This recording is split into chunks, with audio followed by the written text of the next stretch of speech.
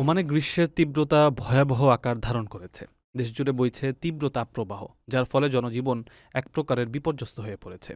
গত ২৪ ঘণ্টায় ওমানের সাহাম অঞ্চলে সর্বোচ্চ ৪৮.৬ ডিগ্রি সেলসিয়াস তাপমাত্রা রেকর্ড করা হয়েছে। তথ্য অনুযায়ী সাহাম ছাড়াও অন্যান্য বেশ কয়েকটি এলাকায় ভয়াবহ গরম অনুভূত হচ্ছে। এর মধ্যে আল কামিল, ওয়াল ওয়াফি এবং সোহার প্রদেশে পারদ ছুঁয়েছে যথাক্রমে ৪৭.৯ ও ৪৭.৭ ডিগ্রি সেলসিয়াসে।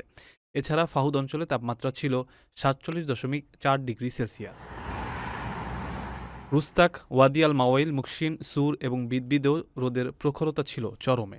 এসব এলাকায় তাপমাত্রা ৪৬.৬ থেকে ৪৭.৩ ডিগ্রি সেলসিয়াসের মধ্যে ওঠানামা করেছে। সাধারণত মে মাসের শেষ ভাগ থেকে মধ্যপ্রাচ্যের এই দেশটিতে গ্রীষ্মের দাবদাহ চরম আকার ধারণ করতে থাকে। উপকূলীয় অঞ্চলগুলো যেমন সোহার বা সুরে উচ্চ তাপমাত্রার পাশাপাশি বাতাসের অতিরিক্ত আর্দ্রতার কারণে গরমের অস্বস্তি আরও কয়েক গুণ বেশি অনুভূত হয়। তীব্র এই দাবদাহর কারণে সাধারণ মানুষ ও শ্রমিকদের স্বাস্থ্য ঝুঁকি এড়াতে সতর্কতা অবলম্বন করা জরুরি হয়ে পড়েছে।